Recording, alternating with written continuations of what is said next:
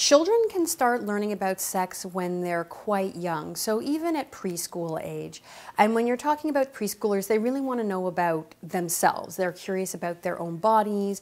They're curious about where they came from. You know, how are babies conceived? You're going to be starting to name their body parts for them. Children at that age too sometimes are curious about gender, basically about their own gender and what that means. And so that's something that you can start to introduce. You're showing your children that if they have questions, they can come and talk to you. You're showing them that you're a reliable source of information, and setting that groundwork early just sort of sets you on a path where, as your children get older and they have more questions and more complex questions, they know that you're someone that they can come to. When children start to get a little bit older, then you can start to layer on top of that. So something we're seeing introduced into the curriculum in the fairly early grades, I think maybe grade 1, grade 2, is the notion of consent. Again, we're not talking about sexual consent, we're just talking about general consent. You know, you ask if somebody is telling you or showing you that they don't like being touched, then you need to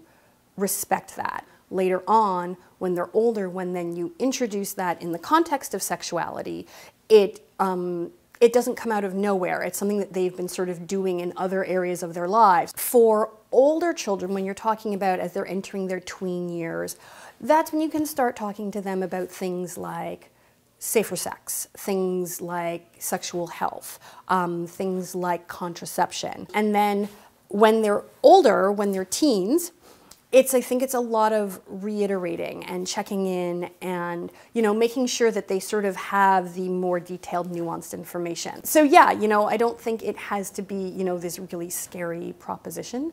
And trust your instincts. Like, you know your kid, you know what's best for them, and you'll have a sense of what they're able to handle. So just, you know, trust yourself as well as the adult and as the parent.